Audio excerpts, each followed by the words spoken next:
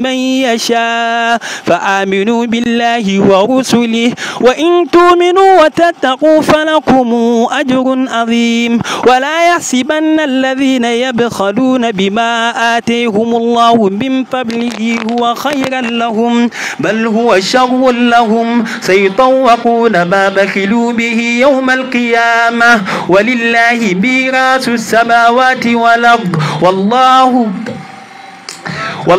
بما تعملون خبير لقد سمع الله قول الذين قالوا إن الله فقير ونحن أغنياء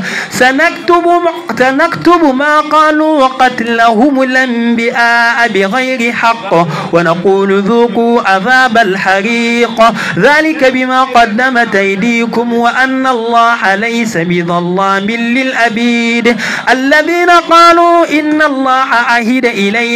ألا نؤمن لرسول حتى يأتينا بقربان تأكله النار قل قد جاءكم رسل من قبلي بالبينات وبالذي قلتم فلم قتلتموهم إن كنتم صادقين فإن كذبوك فقد كذب رسل من قبلك جاءوا بالبينات والزبر والكتاب المنير كل نفس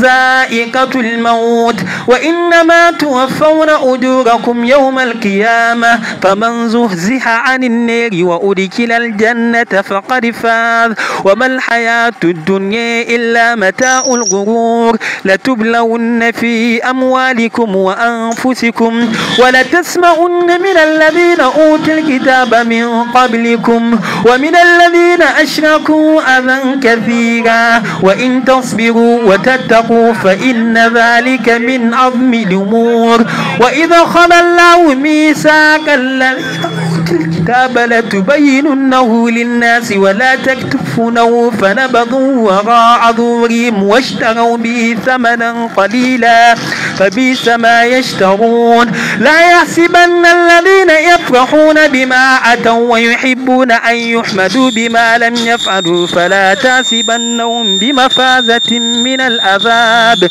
ولهم عذاب أليم ولله ملك السماوات والأرض والله على كل شيء قدير إن في خلق السماوات